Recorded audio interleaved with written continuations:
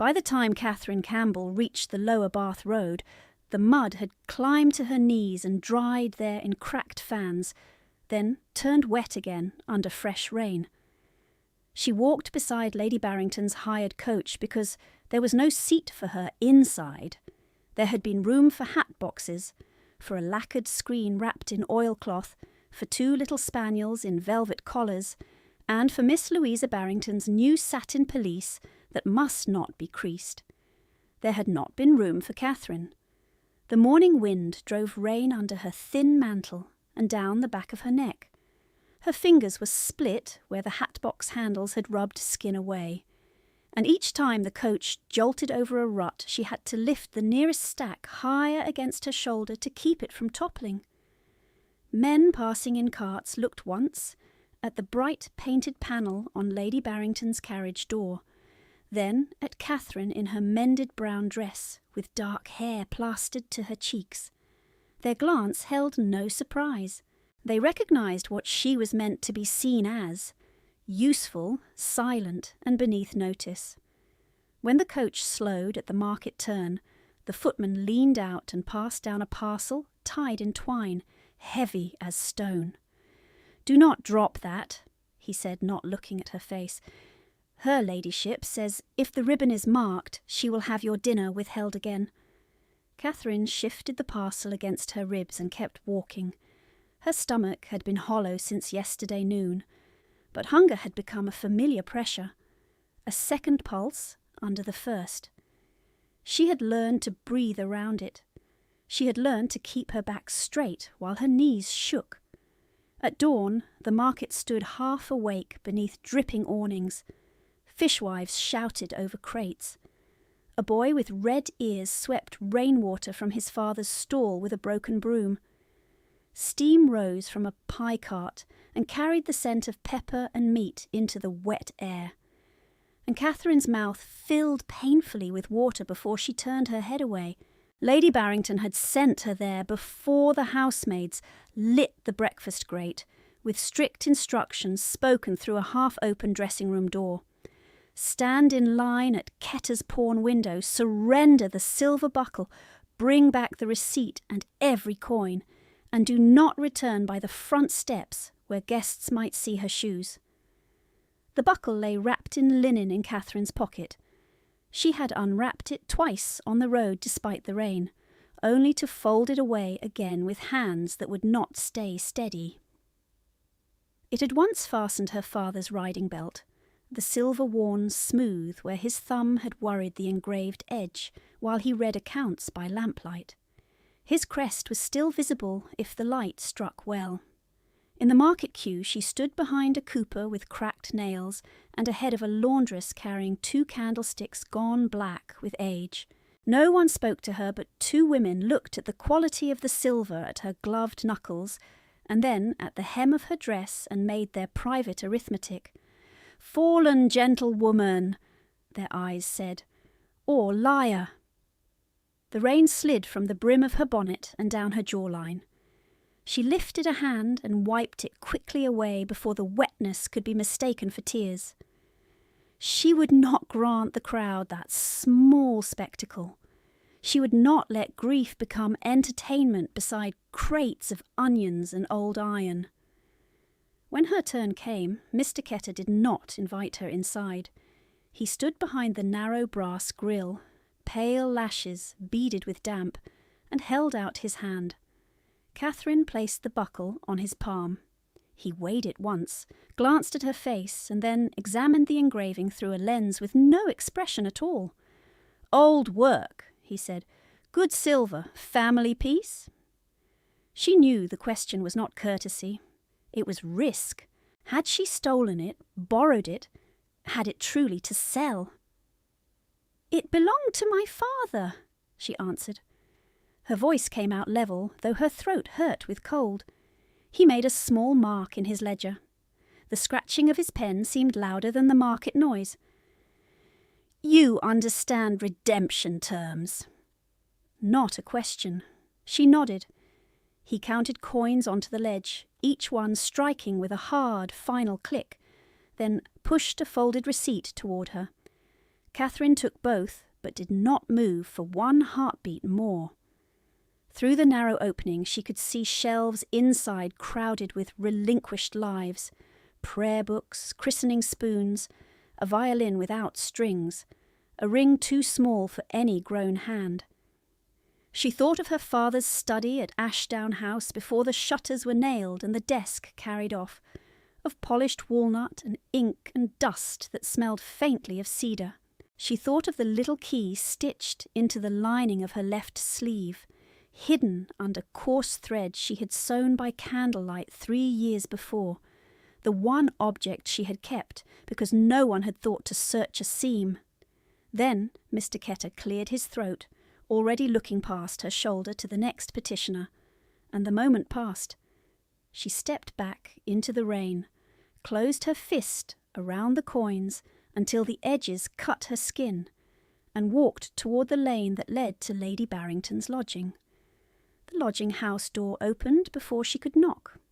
Miss Louisa stood in the threshold in rose wool and kid gloves dry as parchment, while warmth and tea scent drifted out from behind her. "At last," Louisa said. "Mamma has waited half an hour and Mrs. Prentice refuses to alter my sleeves until she is paid." Catherine held out the folded receipt and the coins. Louisa took them and counted immediately, lips moving, then looked up with narrowed eyes. 1 shilling short. Catherine shook her head. Mr. Ketter deducted brokerage, as he did last month. The amount is marked. She reached for the paper. Louisa drew it back and smiled without kindness. "You speak as if anyone asked for accountancy." The words were light. The look was not. Behind her, from the stair, came the rustle of silk and the scent of lavender water that always announced Lady Barrington before her voice did. "Has she returned?" Lady Barrington called. "Tell her to use the servants' passage. Her boots are ruinous." Louisa tilted her chin toward the side gate. "You heard." Catherine lowered her hand. A thin ache started at the base of her skull. She crossed the courtyard to the narrow passage where coal dust lived in the cracks of stone and the drain always smelled of old lye. There she set down the hat boxes, then carried them one by one up the back stairs to the upper landing. No one thanked her. No one noticed the blood from her split knuckle marking a brief crescent on the cardboard lid before rain diluted it. By noon she had unpacked ribbons, fetched hot water, stitched a torn hem not her own, and polished travel mud from 3 pairs of satin slippers with rags that stained her fingertips black. By 1 o'clock the household sat to luncheon. A maid brought Catherine crusts and weak tea to the scullery, then took the tray back untouched when Lady Barrington rang twice for additional cream. By late afternoon the rain had thinned to a grey mist that hung between chimneys and made the city look rubbed away at the edges. Catherine was sent out again, this time with 2 hat boxes to carry to the milliner, and instructions repeated so precisely they might have been a legal indictment. Do not speak unless spoken to. Do not linger at windows.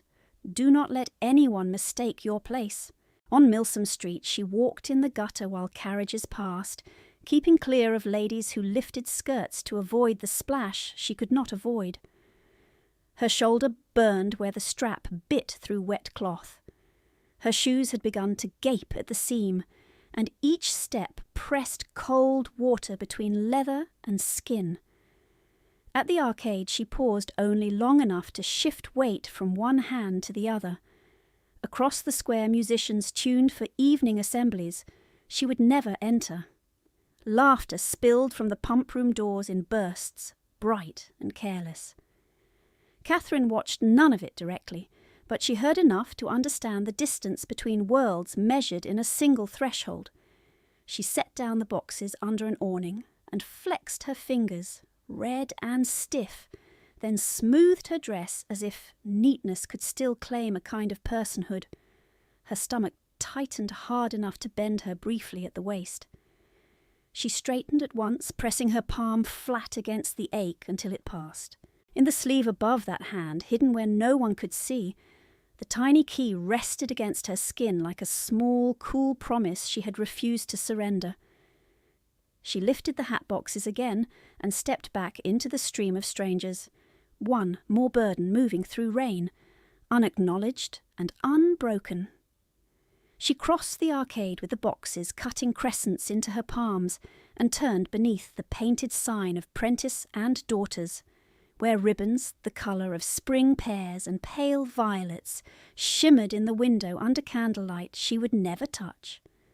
A maid in clean cuffs opened the side door, looked once at Catherine's soaked mantle, and moved aside without greeting. The servants' corridor smelled of starch and wet wool.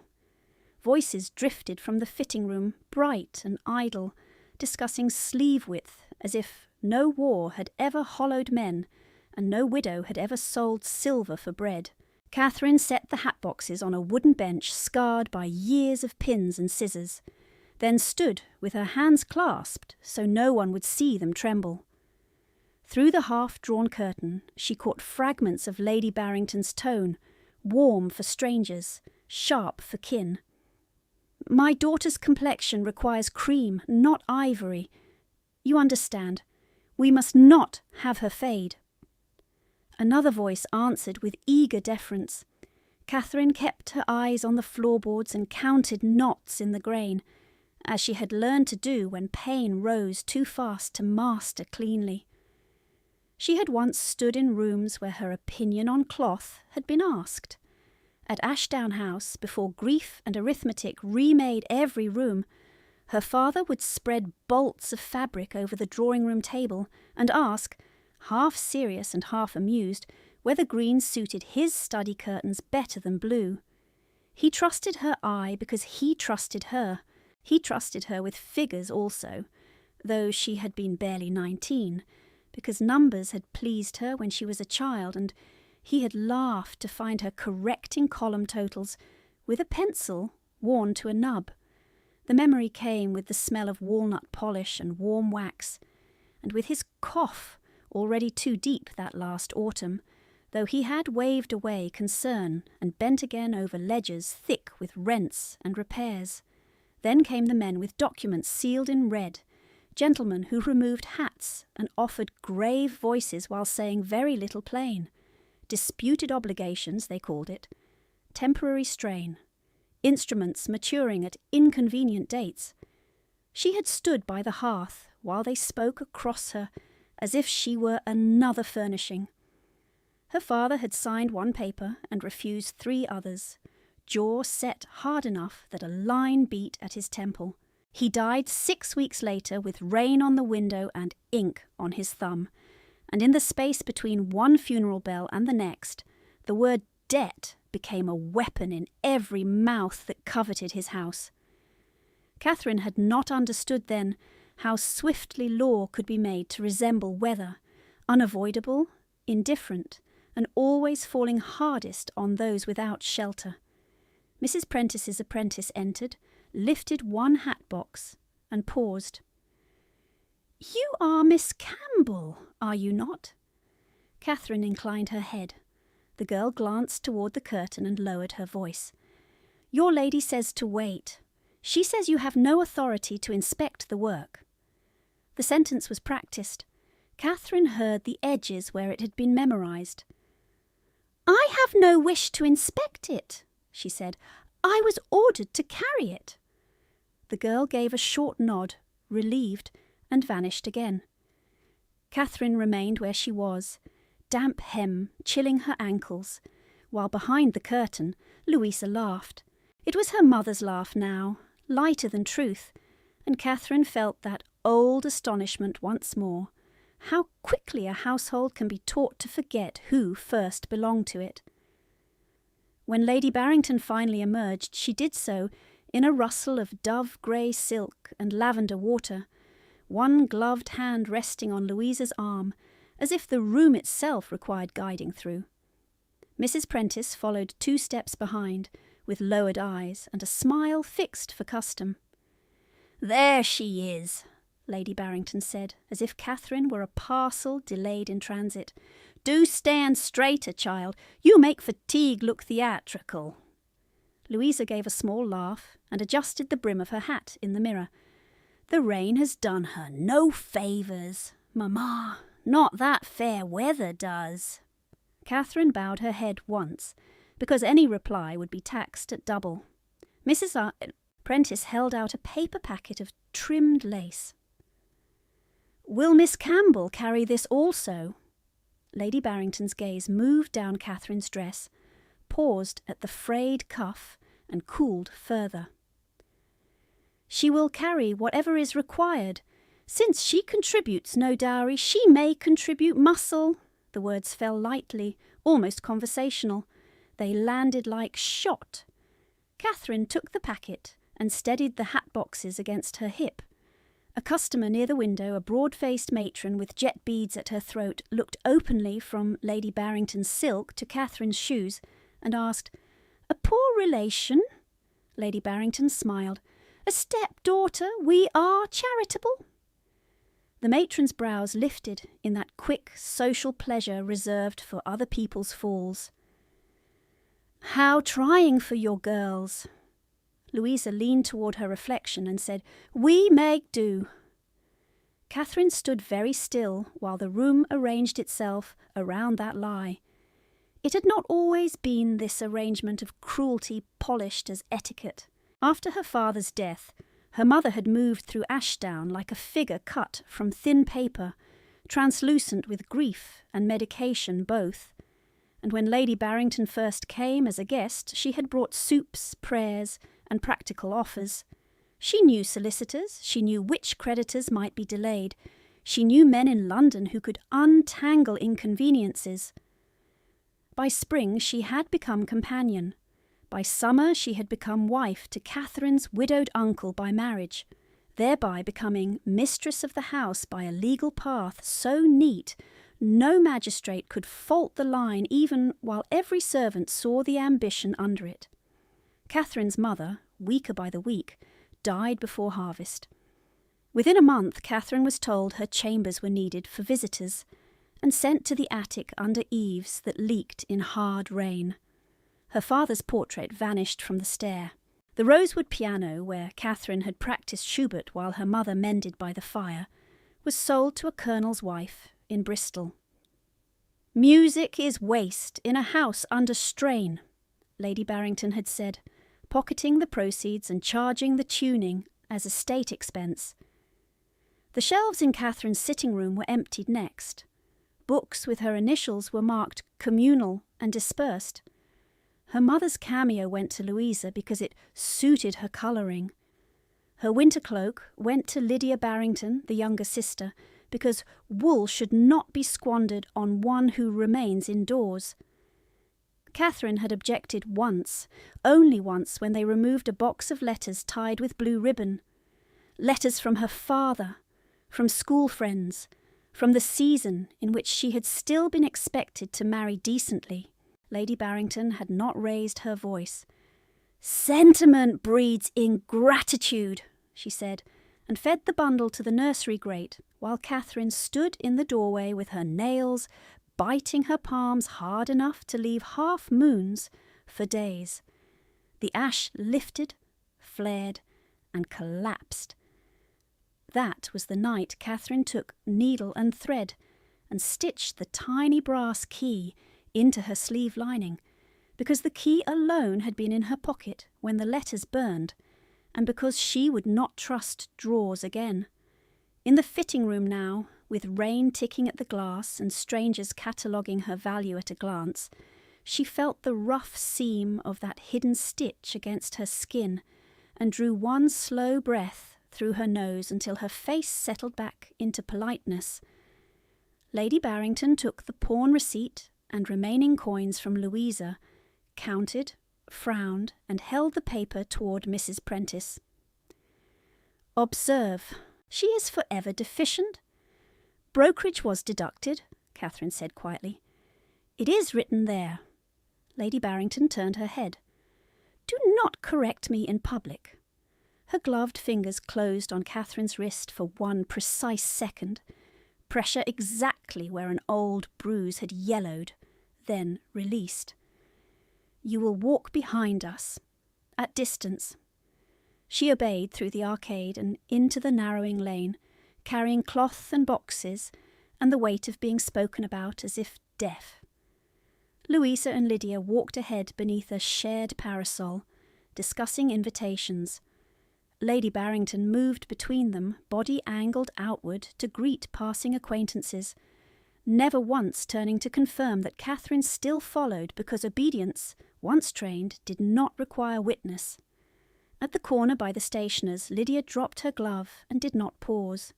Catherine bent, lifted it from the wet stones, and quickened 2 steps to return it. Lydia took it with 2 fingers and wiped those fingers on her skirt.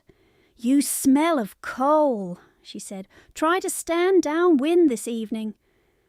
Catherine fell back again. Shop lights burned amber in the mist. A pastry cook brushed glaze over small buns and arranged them in shining rows. A bookseller closed shutters over a display of new poems. She had loved that shop once. She had stood there with her father on crisp November mornings, while he pretended annoyance at her lingering, and bought 2 volumes anyway, one practical for him and one reckless for her. "A household can survive fewer candles," he used to say, tucking the book under his arm, "but not fewer thoughts." Lady Barrington had sold those volumes in lots when creditors first pressed at the gate, not because the amount mattered, because stripping language from Catherine stripped argument too. In the first year, tasks multiplied with bureaucratic precision, inventories at dawn, mending until midnight, accounts copied and recopied so errors could be pinned on her. Meals became contingent rewards. If Louisa disliked a hem, no supper. If Lydia mislaid a ribbon, no breakfast. If a guest asked who the dark girl was carrying logs through the hall, Lady Barrington would answer, "A relation we keep from ruin," and all sympathy would be assigned to the wrong woman. By the second year, the servants had learned to look away. By the third, some had begun to imitate their mistress's tone, not from malice always, but from fear that kindness might be counted as disloyalty. Catherine had discovered then that humiliation, repeated daily, changed texture. It ceased to burn hot and settled cold, like iron left in winter air. One carried it. One arranged one's breath around it.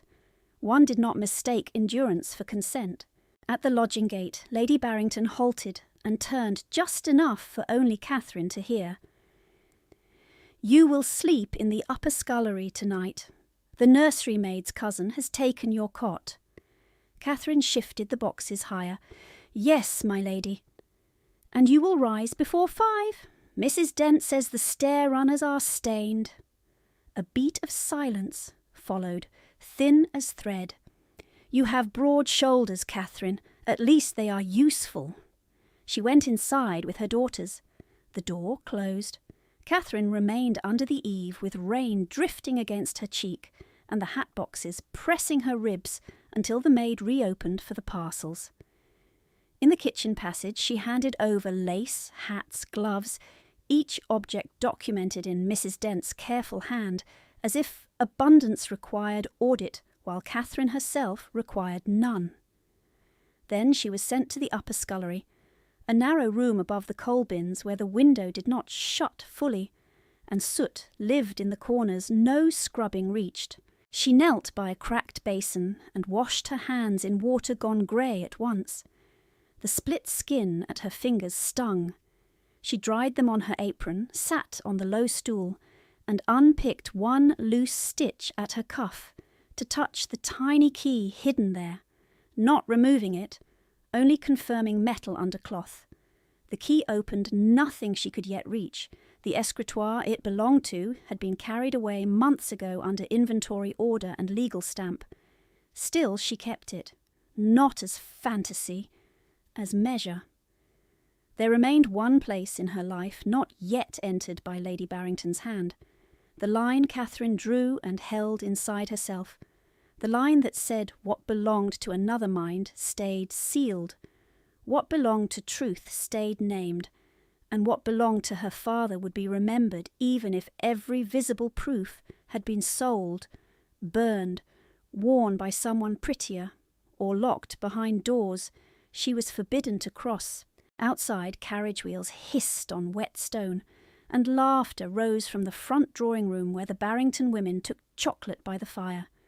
Catherine threaded her needle, bent over a torn cuff, not her own, and stitched in small exact movements while the evening darkened, each pull of thread a quiet refusal to disappear. A fist struck the scullery door hard enough to rattle the basin on its nail. Catherine started, the needle slipping through her finger pad, and a bright bead rose before she could press it away. Mrs. Dent did not wait for answer. She shoved the door inward with her hip, candle flame bowing in the draught, face pinched with the strain of serving too many tempers in one house.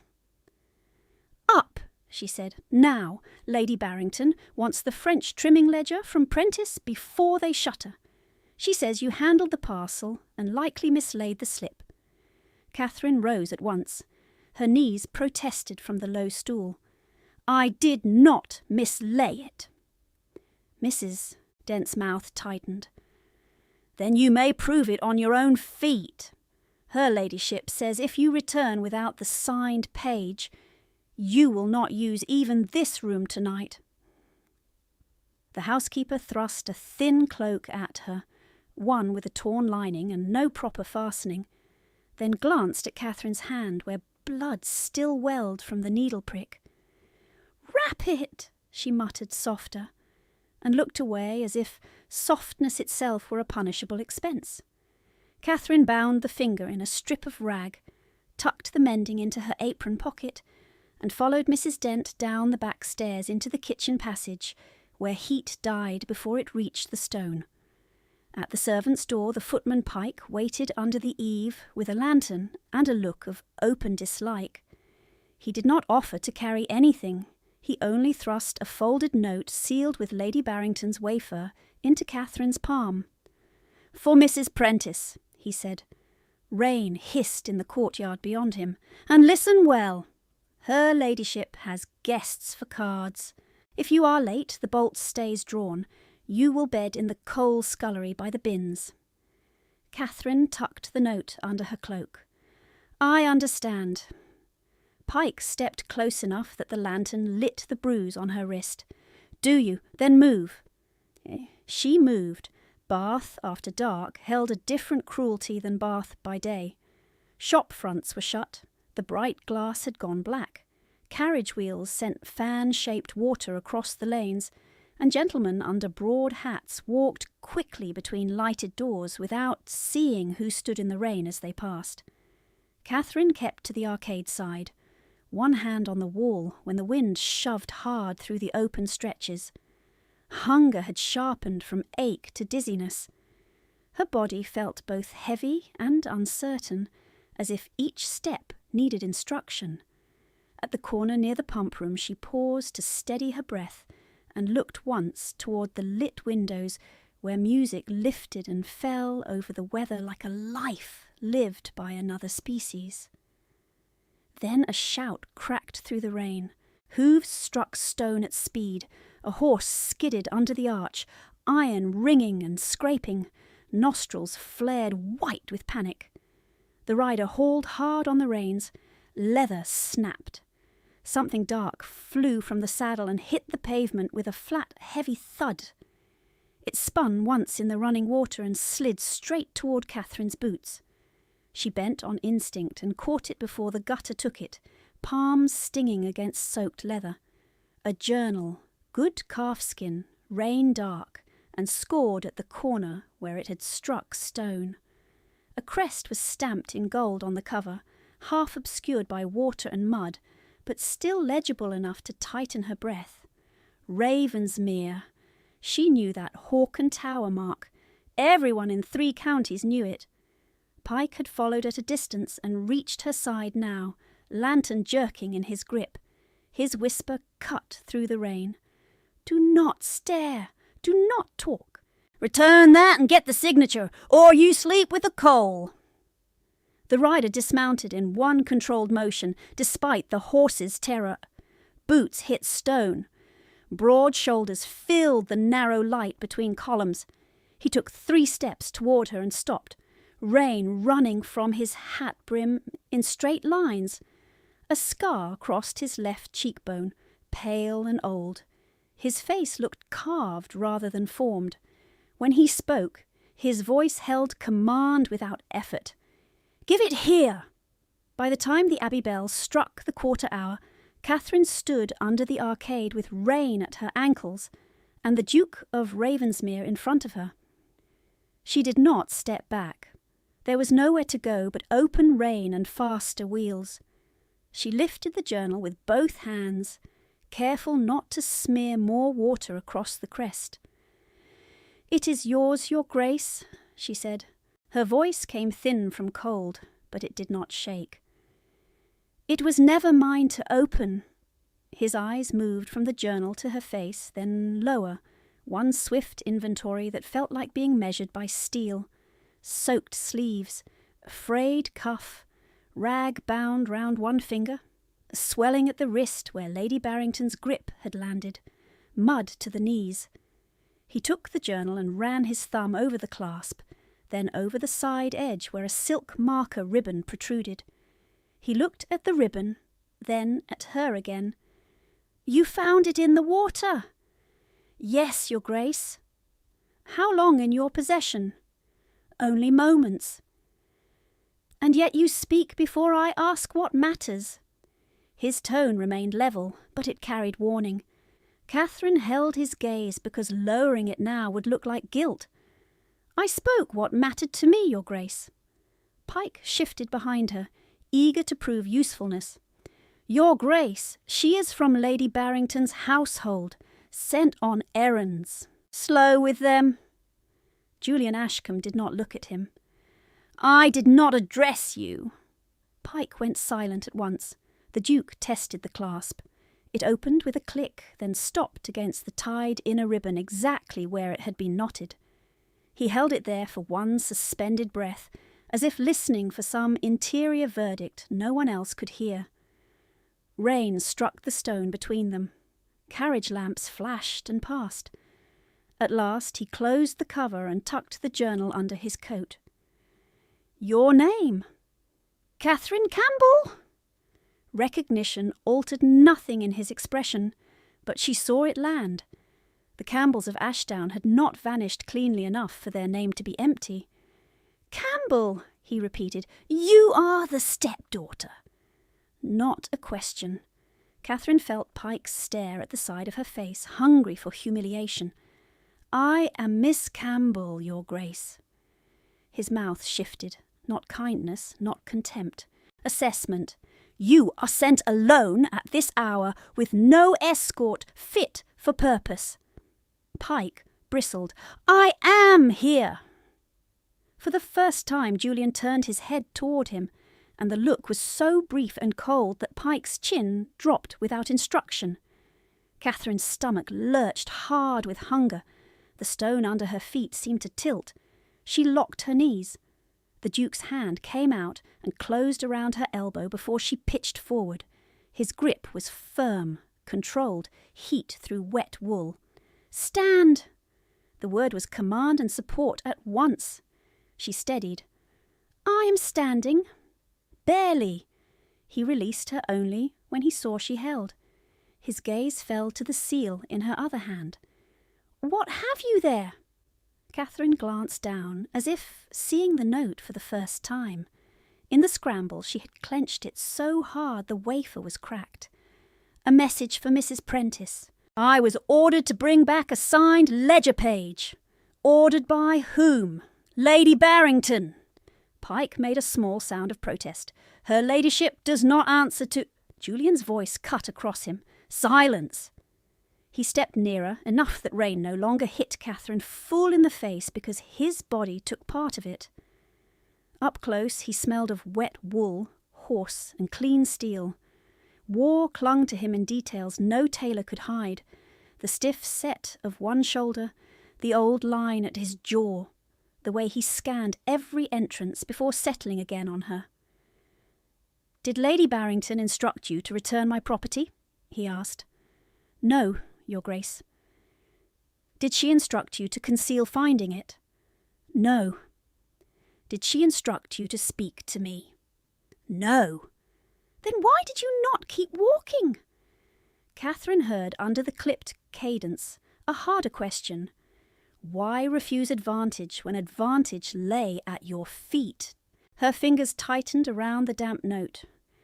"Because it was yours," she said, "and because what is written in a closed book belongs first to the one who wrote it."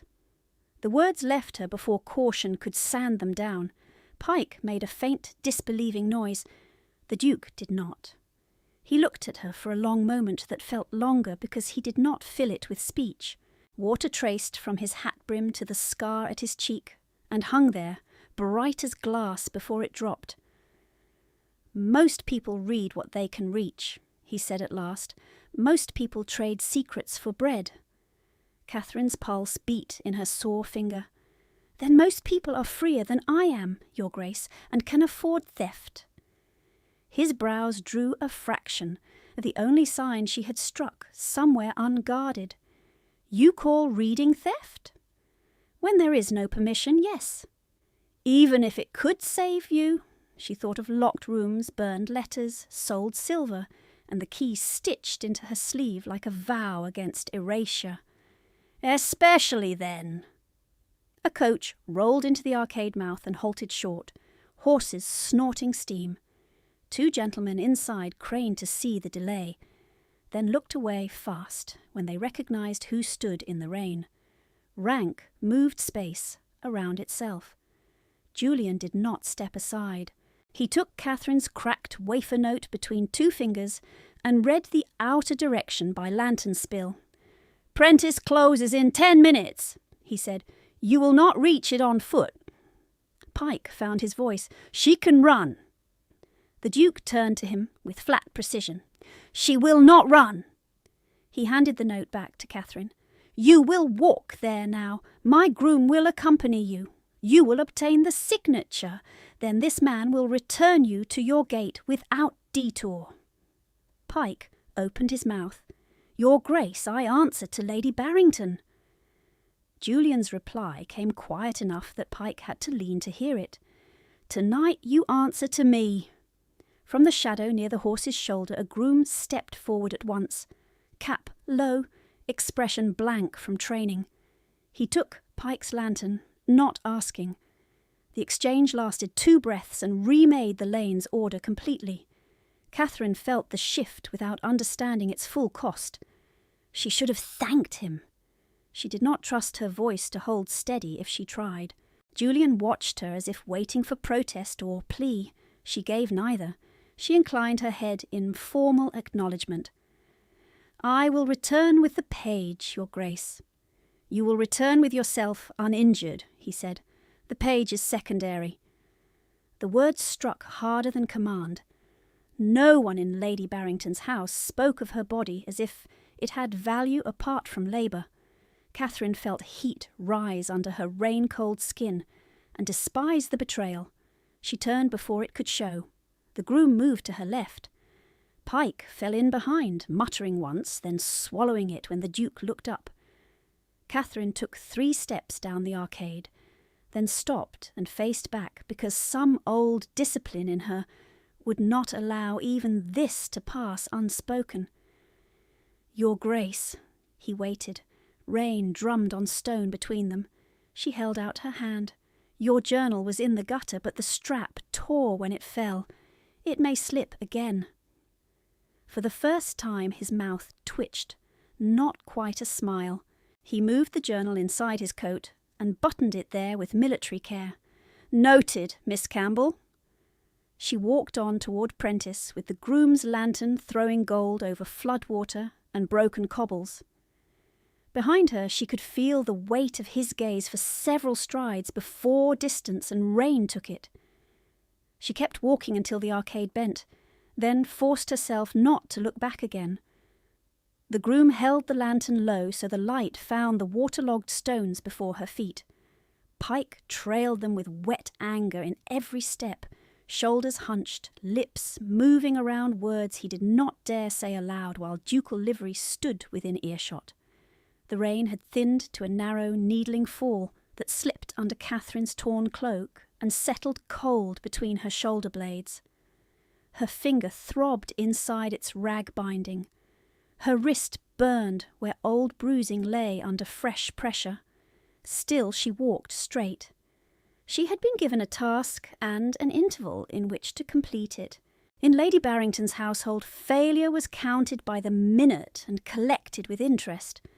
Prentice and daughters showed one lit window and a half-drawn shutter when they reached it.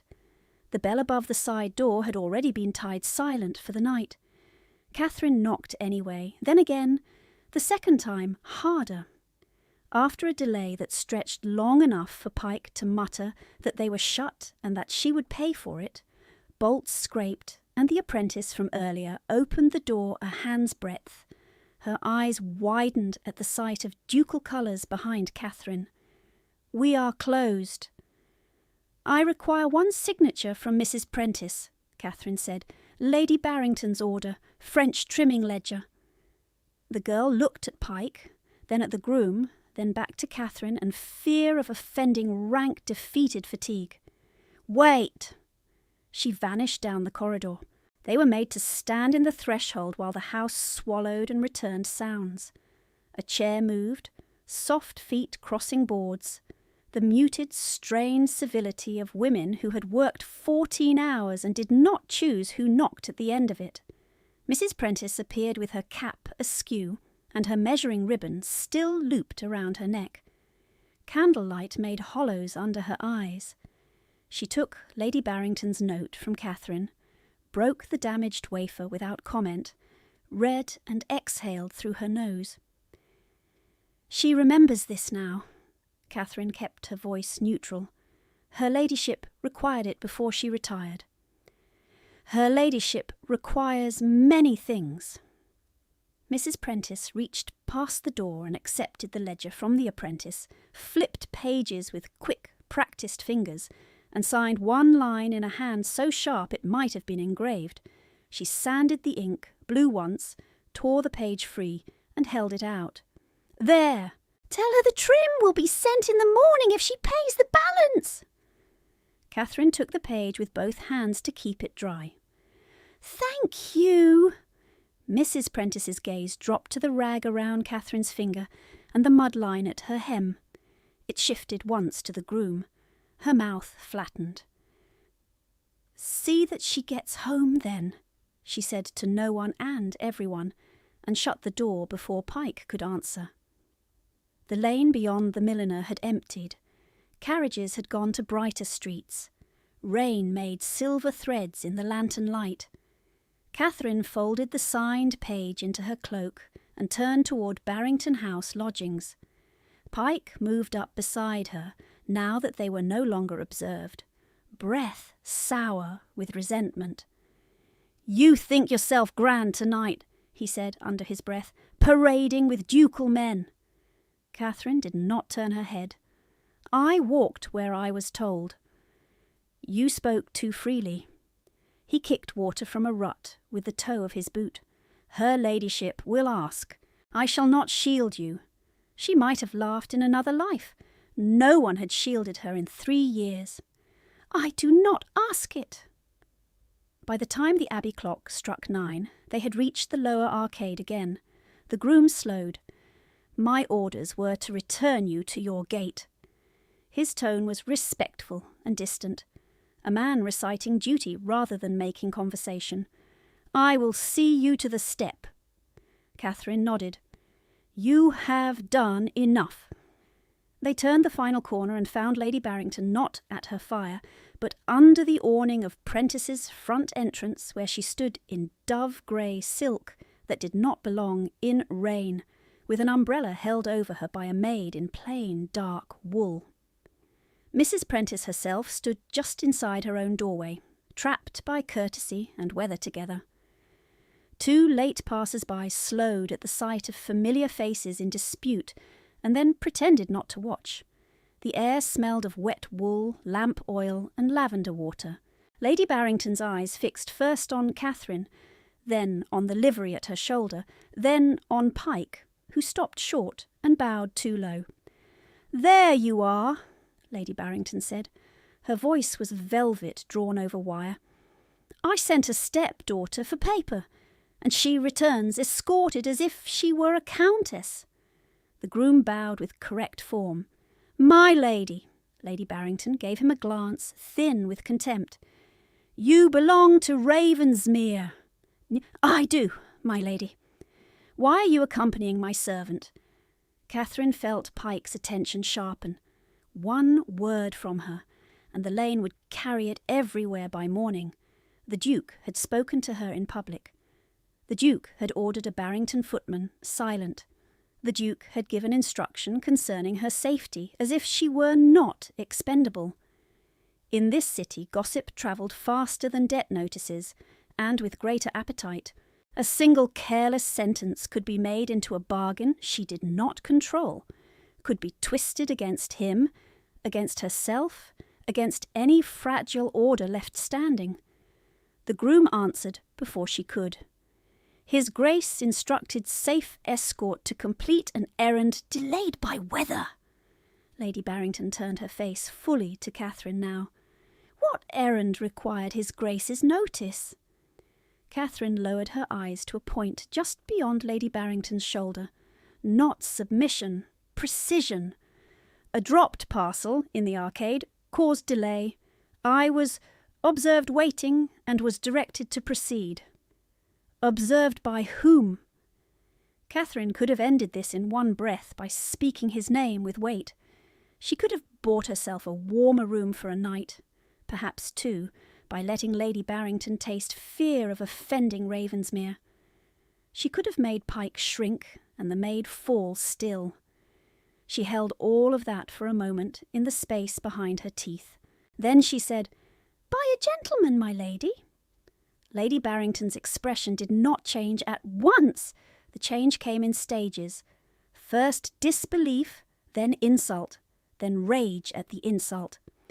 "A gentleman!" She stepped down from the awning so rain touched the silk at her hem.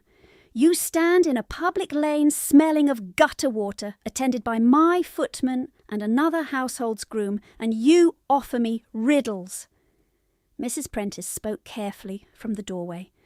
"Lady Barrington, the page is signed and here, perhaps—" "This does not concern your bolts and ribbons, Mrs. Prentice." Catherine drew the folded ledger page from her cloak and held it out. "You asked for this." Lady Barrington did not take it. "Answer what I asked." "I have answered.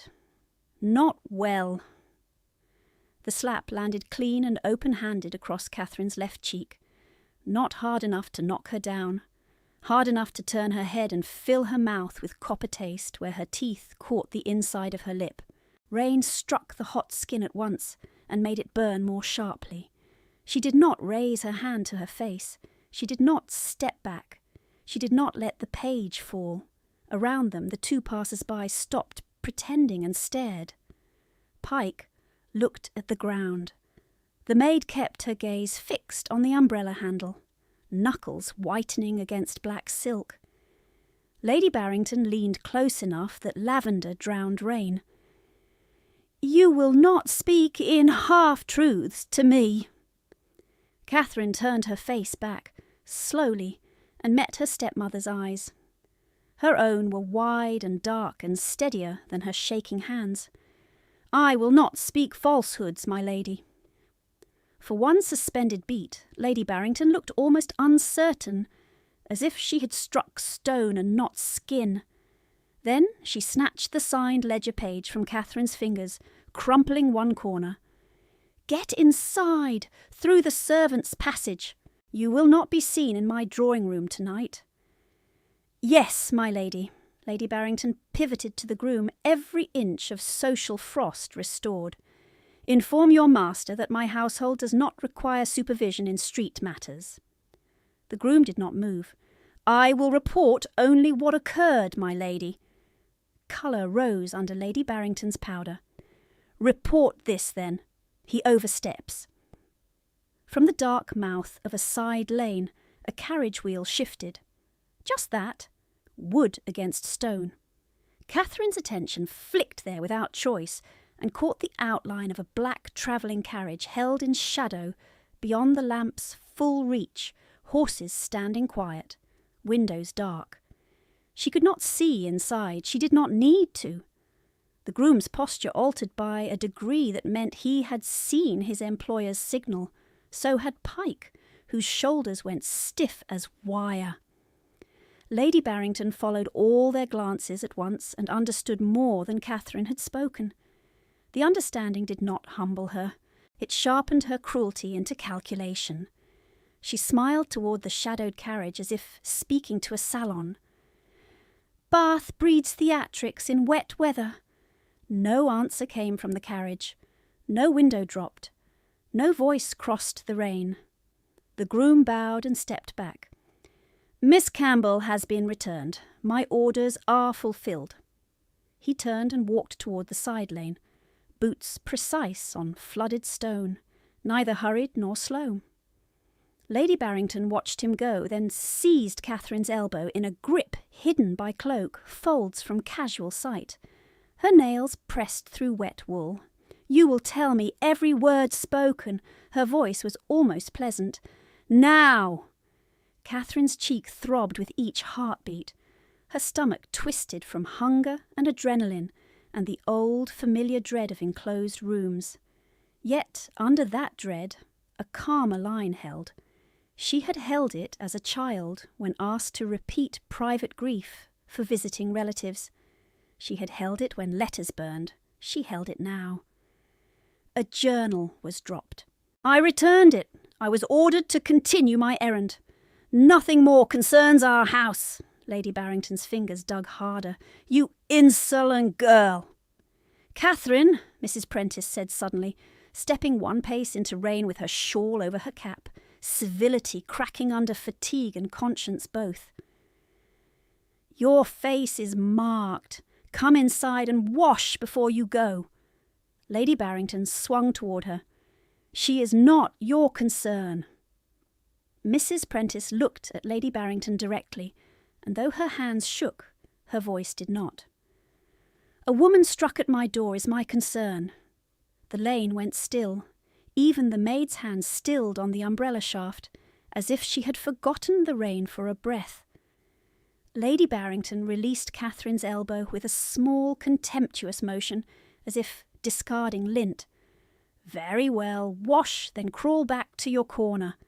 She turned to the maid. "Carriage?" Silk rustled. Lavender trailed. They moved off toward their waiting coach without another word. Catherine remained where she was until their wheels rolled away. Only then did she realize she was shivering hard enough that her teeth tapped once against themselves. She crossed to Mrs. Prentice. "My lady took it." Mrs. Prentice gave a short, bleak laugh. "She took half of Bath and calls it charity." She touched Catherine's sleeve lightly. "Come in." Inside the shop, warmth hit like pain. Catherine stood by the cutting table while the apprentice fetched water in a porcelain basin and a clean cloth. In the brighter light, the handprint at her cheek darkened along the fingers. Mrs. Prentice clicked her tongue, then caught herself and returned to formality. "Tilt your chin." Catherine obeyed. Cool water soothed and stung together. She hissed once between her teeth and then went quiet again. "You may keep silence in that house, Mrs." Prentice said, dabbing carefully at the split inside Catherine's lip. "But silence in every house will bury you." Catherine looked down at her own hands, nails rimmed dark from work that had no end. "There are silences that protect, madam." Mrs. Prentice studied her for a long moment. "And does this one protect you?" No. Then whom? Catherine didn't answer. The apprentice returned with a strip of salve and hovered, uncertain whether kindness needed permission. Catherine took the salve herself and touched it to her finger wound. "Thank you." When she stepped back out, the rain had eased to mist. The side lane where the dark carriage had waited now stood empty. No wheel marks remained clear in the washed stone. Only the echo of witness lingered, thin and sharp. She crossed the courtyard to Barrington House by the servants' gate, where Pike had already beaten her back and stood with arms folded as if guarding a prison he did not own. "Well," he said, "will you tell, or must we all suffer your pride?" Catherine met his gaze. Her cheek burned. Her body ached. Her voice stayed even. "You were present. Tell what you saw." His mouth opened, then shut. He stepped aside from the door. In the passage beyond, Mrs. Dent waited, with a candle and a face carved from worry. She took one look at Catherine's cheek and inhaled sharply. "Kitchen, now, before her ladyship rings." No questions, no comfort, but she guided Catherine with one hand at her back and set bread heel and broth end before her at the scrubbed table as if defying an order she would deny aloud if asked. Catherine sat. Her hands shook so badly she had to brace the bowl with both palms. From the front of the house came muffled laughter, cards on polished wood, the bright false life continuing as if no one had been struck in rain. Catherine drank the broth anyway. Salt and heat hit her empty stomach and made tears spring to her eyes from force alone. She blinked them back at once. Across from her, Mrs. Dent folded and unfolded her apron edge, then said in a low voice, "A message came while you were out." Catherine looked up. "From Ravensmere House, delivered by hand. For you." Mrs. Dent swallowed. "Her ladyship has not yet opened it. She is waiting until guests depart." The bread turned dry as ash in Catherine's mouth. She set it down carefully. Upstairs a bell rang once, sharp as a pin. Mrs. Dent closed her eyes for a beat, then opened them. "Do not keep her waiting." Catherine rose when the bell rang and set the spoon down before broth could steady her fully. Heat still sat in her stomach like a borrowed thing. Her cheek pulsed where Lady Barrington's hand had landed. Mrs. Dent caught her wrist as she passed and pressed a clean handkerchief into her palm. "For your face," the housekeeper whispered, "and hold your shoulders level. She scents fear." Catherine nodded once and moved into the service corridor, up the narrow stair, through the side passage where carpet began and coal dust ended. The drawing-room doors stood open. Light spilled across polished boards. Card tables had been drawn near the fire. 3 ladies sat in silk and pearls, their laughter brittle from too much wine and too little kindness. Lady Barrington stood by the mantel with a folded letter in her hand, black wax stamped with the hawk and tower of Ravensmere. She did not look at Catherine first. She looked at her guests. "You must forgive this interruption," she said, voice sweet as preserved fruit. "Household discipline does not keep civil hours." Only then did she turn. Her gaze swept Catherine's damp hem, the reddened cheek, the plain dress, and halted with deliberate distaste. "Come closer. Not too close. You drip." Catherine stopped 2 paces from the hearth. Her skin prickled as the room's warmth met rain still trapped in her clothing. One of the guests, Lady Penford, lifted her lorgnette. "This is the relation?" she asked. Lady Barrington smiled without showing teeth. "My late husband's burden, yes." Catherine kept her eyes on the wax seal. Ravensmere. The mark seemed darker than ink in the firelight. Lady Barrington lifted the letter between 2 fingers. "A messenger from His Grace arrived 10 minutes past the hour, addressed to Miss Catherine Campbell, delivered to my hand, naturally." She broke the seal with her thumbnail and unfolded the page. Let us hear what urgency compels a duke to write into my sitting room. The guests leaned in.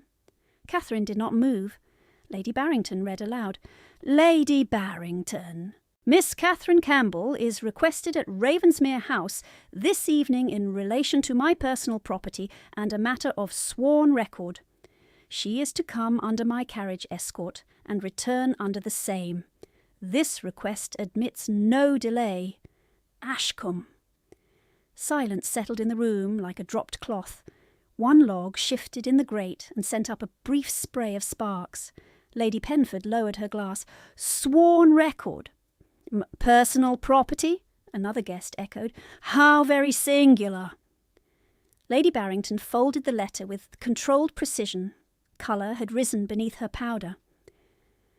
A misunderstanding, no doubt. Miss Campbell has a talent for attracting disorder. Catherine spoke before caution could stop her. Your ladyship, he refers to the journal. Every eye in the room turned to her face. Lady Barrington's voice sharpened a fraction. I did not grant you speech. Catherine inclined her head. Forgive me. A footman appeared at the door, pale with the effort of neutrality. My lady, Ravensmere carriage is at the front steps. Lady Barrington's jaw tightened. At the front. Yes, my lady.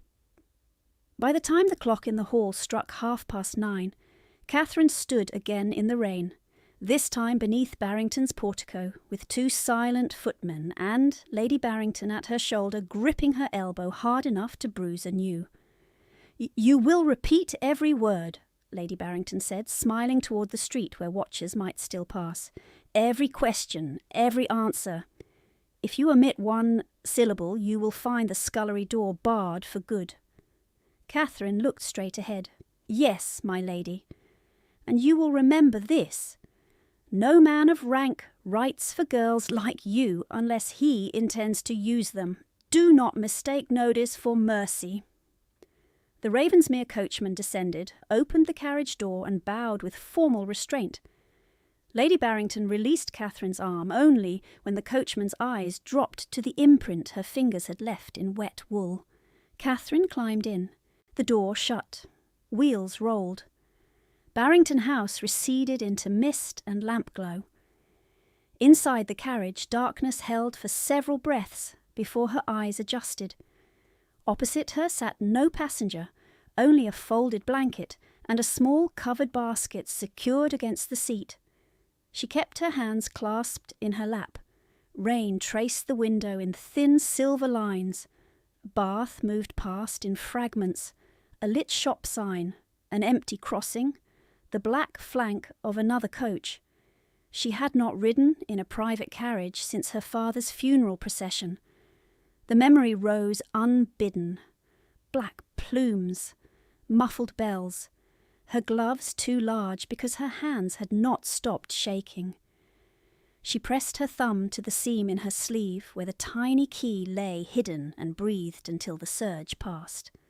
Ravensmere House stood above the street on a rise of dark stone, windows lit in strict lines, no music, no laughter spilling out. Order not welcome. The carriage stopped beneath a broad portico held by carved pillars blackened by rain. A butler in plain dark livery opened the door. Miss Campbell. He did not ask if she was expected. He turned and led her through a hall of grey marble and portraits that watched without warmth. Firelight lived in sconces. Her wet shoes left faint marks on polished floor before a maid silently laid a runner in her path, as if anticipating disgrace and covering it before it spread. At the end of the corridor, the butler opened a smaller door. His Grace is in the west study. The room smelled of leather, coal, and ink. Shelves climbed to the ceiling. A single lamp burned on a broad desk.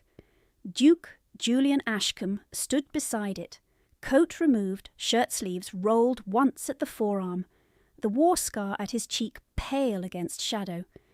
His journal lay on the desk under his hand. He did not sit when she entered. He dismissed the butler with a glance. The door closed behind her. For a moment neither spoke. Catherine felt every wet seam against her skin, every bruise announcing itself in the warmth. His eyes moved to her cheek and stopped there. "Who struck you?"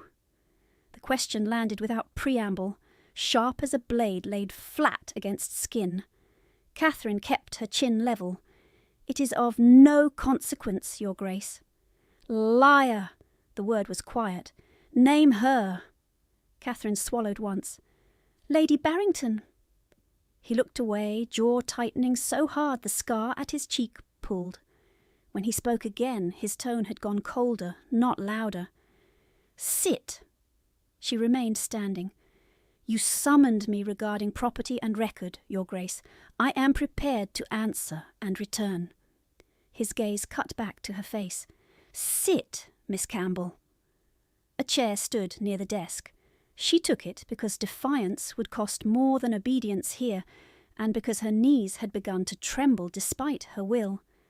The instant she sat, he rang once for service. A maid entered with a tray already waiting. Broth, bread, tea. He did not look at the maid. "Leave it." The tray was set on the side table. The maid withdrew. Catherine stared at the steam rising from the broth, as if it belonged to another life. "Eat," he said. "I have eaten." His eyes flicked to her hands, then back. "You drank 3/4 of a kitchen bowl 15 minutes ago. You left half a crust untouched because the bell rang." The room went very still. Catherine felt her pulse in her throat. "You have servants in Lady Barrington's kitchen?" "No." He came around the desk, stopped 2 paces away, and folded his arms behind his back, as if physically restraining some harsher impulse. "I have eyes. Mrs. Dent's nephew drives my second cart. He carried the message. He reported what he saw when he returned. My groom reported the lane. I was in the carriage at Prentice." The last sentence struck deepest because it answered what she had not dared ask. "You saw." "I saw enough." Rain tapped the study windows. The fire gave a low crack. Catherine looked down at the tray and picked up the spoon to keep her hands from shaking. She took one swallow of broth. Salt and fat spread through her chest like pain easing by degrees. He waited until she took a second. Then he spoke with brutal precision, each clause a verdict. "You are hungry. You are bruised. You are being used." No one had said it plain. Not Mrs. Dent with her guarded kindness. Not Mrs. Prentice with her tired conscience. Not any gentleman who had watched her carry boxes through rain and looked away. The words entered her like cold water entering cracked stone, finding every hidden seam at once. She set the spoon down carefully. "Why does this concern you, Your Grace?" He touched the journal with 2 fingers, almost absent, then stilled his hand on the leather as if the gesture had betrayed him. "Because you had leverage and refused it. Because you protected what was mine when no one watched. Because in 3 days I have seen you struck, threatened, and sent into weather like expendable freight, and I am done observing." His voice did not rise. The force of it lay in restraint. Catherine's throat tightened. "Your concern places me in danger." "I know. Lady Barrington will assume motives I do not control." "She already does." He stepped closer, then stopped himself and held distance with visible effort. "Listen carefully. From this hour you do not leave that house alone. If you are sent out, my men escort you. If you are denied food, you eat here. If you are struck again, you report it directly to Ravensmere." She stared at him. "I cannot command my ladyship's household." "You will not need to." The certainty in his tone was not comfort. It was law. Catherine felt heat rise under her skin, anger and relief tangled so tightly she could not separate them. "You speak as if I belonged to your jurisdiction," His mouth hardened. "No, I speak as if harm in my sight becomes my responsibility. And if I refuse, then refuse in daylight and with witnesses, not while bleeding in service corridors." She looked at the journal on the desk. Water had dried in faint tide marks along the cover where it had struck the arcade stones. "What is this sworn record?" He watched her face for one long breath, then reached to the desk drawer and withdrew a folded document tied in dark ribbon. He did not hand it over yet. "A statement attached to my journal by your father's instruction," he said. "I have not shown it to anyone, not even my solicitor. I needed to see whether you were as he described." Catherine's fingers tightened around the handkerchief in her lap. At the mention of her father, her left hand lifted before she could stop it, and pressed once at the seam of her sleeve, then dropped again. "You knew my father?" "Not well. Well enough that he trusted my discretion with one sealed matter." His eyes moved to the seam at her sleeve where her hidden key lay stitched. She had not told him. She hadn't shown anyone.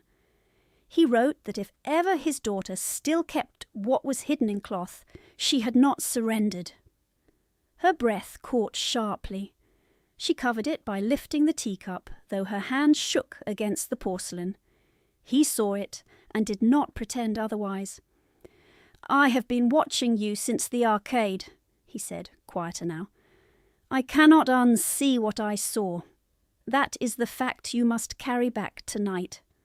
There it was, the thing that could not be withdrawn, not desire spoken aloud, something more dangerous in a world arranged by rank and rumour, declared witness.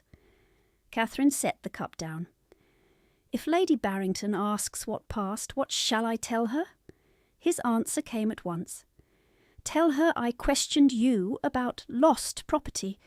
Tell her I found your answers satisfactory. Tell her I will conduct any further questions in writing through my steward." He paused, gaze returning to the mark on her cheek. "And tell her this: Miss Campbell is not to be disciplined for attending my summons." The last words were command dressed as etiquette. She heard the steel beneath them. A knock sounded.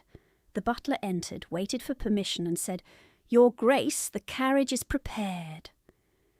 Julian did not move.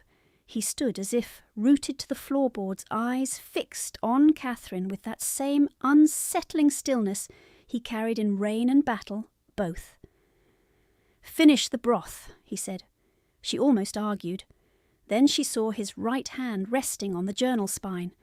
It trembled once, barely visible, and went still again. Catherine lifted the spoon and obeyed. And when the bowl was empty, Julian took it from her hands as if it were evidence, not crockery, and set it aside without comment.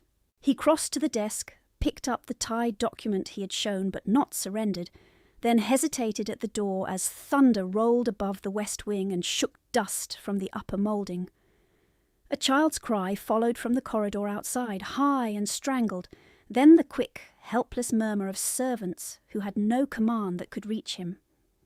Julian was already moving when Catherine stood. He opened the door. On the landing beyond, a small boy in a nightshirt crouched against the balustrade with both hands over his ears, dark hair plastered to his temples, breath coming in sharp, broken pulls. He could not have been more than 7. A nurse knelt one step away, white-faced, whispering his name to no effect. Another thunderclap cracked over the house. The boy flinched so violently he nearly slipped on the polished edge of the stair. Catherine reached him before thought could argue with rank.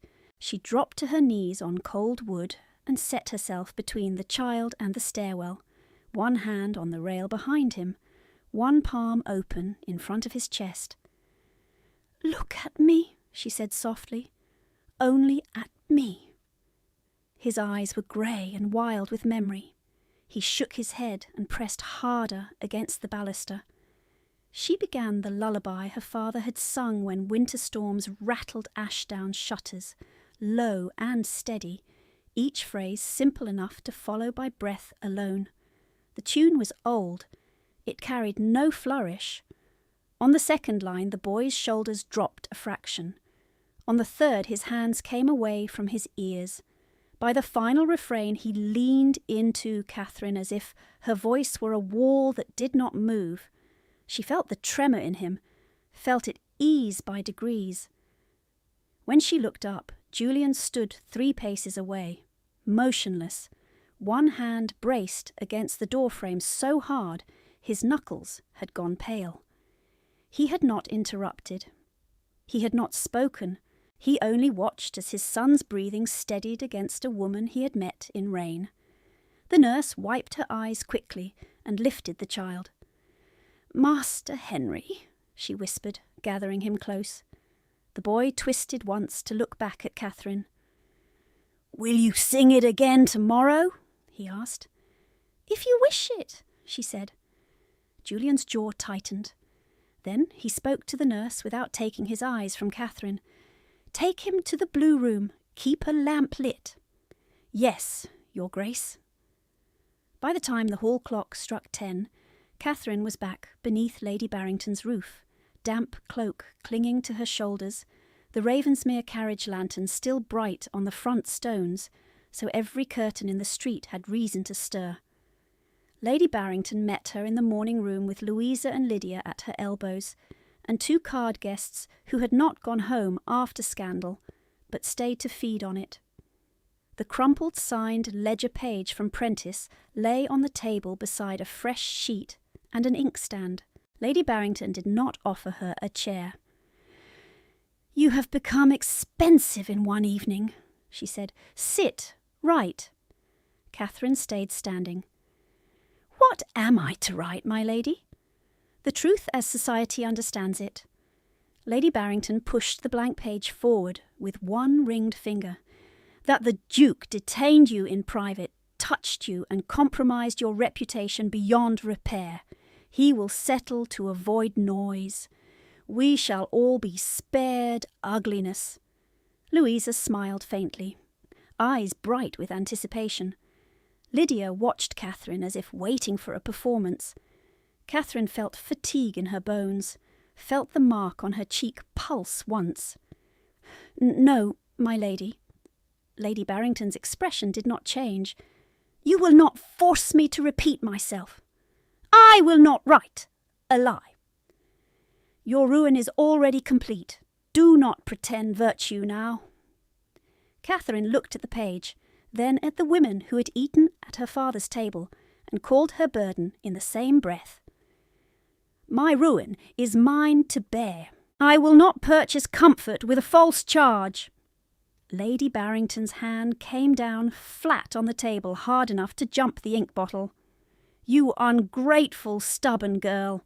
I gave you shelter when your own name was worth less than coal." The front door opened in the hall before Catherine could answer. Bootsteps crossed marble with official cadence, not servant haste. Mrs. Dent appeared at the threshold, face drained, and announced in a voice that shook only at the edges, "Your Grace, Mr. Hale, Magistrate of Bath." Julian entered first in dark coat and wet greatcloak, a leather journal in his left hand. Behind him came a middle-aged magistrate carrying a dispatch case, then 2 constables in plain coats, and behind them Mr. Fenwick, Ravensmere's steward, with bundled papers tied in red tape. Lady Barrington rose so abruptly her chair scraped. "What is the meaning of this intrusion?" Julian set the journal on the table between the inkstand and the blank accusation. "Stand behind me," he said to Catherine. She moved before she could measure the relief in obeying. Magistrate Hale bowed with formal economy. "Lady Barrington, I attend on sworn complaint and documentary evidence regarding guardianship abuse, fraud and coercion. You are to remain where you are while I examine the exhibits." "Fraud?" Louisa breathed. Lady Barrington laughed once, brittle as broken glass. "On whose fantasy?" Julian opened the journal and turned it to a page edged in older paper than the rest. "On your late husband's accounts, altered in your hand," he said, "and on the confession of your former solicitor's clerk, signed and witnessed in Bristol last winter, acknowledging forged debt instruments filed against Miss Campbell's inheritance." He slid out a thin inner board from the journal spine. A hidden pocket opened with a soft click. Catherine stared. She had handled that leather in the rain and never known. Julian looked at her. "The key, Miss Campbell." Her fingers found the seam in her sleeve. She broke the old stitches with her nail, drew out the tiny brass key she had guarded for 3 years, and placed it in his palm. He fitted it to the concealed lock in the pocket's inner plate. It turned cleanly, as if waiting for her hand alone had kept it from rusting shut. Inside lay folded ledgers, her father's seal ribbon faded but intact, and one envelope addressed in the unmistakable slant of his script, "To my daughter Catherine." The room seemed to narrow to that single line. Magistrate Hale took the ledgers first, flipping pages with practised speed, comparing signatures against an affidavit Mr. Fenwick produced. "Amounts diverted from dowry trust to personal accounts under Lady Barrington's authority," he said. "Repeatedly. And here, debt entries duplicated with altered dates." He looked up at Lady Barrington over his spectacles. "This is substantial." Lady Barrington stepped back. "Those papers are planted. This is ducal intimidation." Mrs. Dent made a small sound. Pike appeared in the hallway behind her, saw the constables, and went grey. Hale nodded to one constable. "Secure the writing desk." The constable opened Lady Barrington's escritoire. Inside, beneath calling cards and ribbon rolls, lay the original pawn receipt for Catherine's silver buckle, the crumpled Prentice ledger page, and 3 letters bearing Lady Barrington's hand to a money broker discussing conversion of Miss Campbell's remaining personal effects. Hale read one, mouth tightening. "That will do," he said quietly. Then, to Lady Barrington, "You are under arrest pending formal charge. Your legal guardianship over Miss Catherine Campbell is suspended effective immediately." Louisa gasped. Lydia began to cry without sound. Lady Barrington turned on Catherine with naked hatred. "You planned this!" Catherine held her gaze. "No, I endured it." The constables took Lady Barrington's wrists and led her toward the door. She did not resist, but as she passed Julian, she said through her teeth, "You have ruined women for a servant." Julian did not move from Catherine's side. "You ruined yourself for money." When the door closed behind the constables, silence fell hard. The 2 card guests had gone white. Mrs. Dent stood with both hands gripping her apron as if it were a rail on a storm deck. Magistrate Hale cleared his throat and lifted the addressed envelope. "Miss Campbell, this is personal correspondence. It should be read by you in witness now." Julian picked up the letter and offered it to her with both hands. "I wished you had read it, Catherine," he said, voice rougher than she had ever heard it, "because the final page was addressed to you." She broke the seal with trembling fingers and unfolded the sheet. Her father's words blurred once, then steadied. "If this reaches you, it means I failed to keep wolves from our door. I have placed full ledgers and confession with Ravensmere under lock. If you still keep the key I gave you in childish play, then you kept yourself as well. Trust Ashcombe in law, but choose your life by your own will. Ashdown is yours. Your name is yours. Nothing written by fear can take either." Her throat closed on the last line. She lowered the page and pressed it to her chest. Hale removed his spectacles and spoke in a gentler tone. "Miss Campbell, with these instruments verified, title and remaining estate rights revert to you at once, subject to morning filing. You may appoint independent trustees or hold directly. Do you have a preference?" Catherine looked at Julian. He stood very still, rain drying on his coat, scar pale, eyes fixed on her as if awaiting sentence. "Directly," she said, "with Mr. Fenwick to supervise transfer for 1 quarter only." Fenwick bowed. "At your instruction, miss." "And one immediate order," Catherine added, finding steadiness in detail. "Redeem a silver buckle at Ketter's Pawn on the Lower Market Road. Receipt in evidence there." "It shall be done before dawn," Fenwick said. Julian took 1 step forward, then stopped as though asking with his body what rank had never taught him to ask with ease. Magistrates, servants, guests, all still present, all listening. "Then hear mine," he said. "Miss Catherine Campbell, marry me, not from debt, but from will." The room held its breath. Catherine felt the tiny key's broken thread still caught and at her cuff, felt her father's letter warm in her hand, felt the long, cold line of endurance bend at last towards something chosen. "From Will," she said. Henry's small voice came from the doorway where the nurse had carried him, half asleep and clutching a blanket. "Will she sing tomorrow, Papa?" Julian's mouth twitched, not quite a smile, and this time he did not hide it. "Yes," he said, eyes still on Catherine. "She will,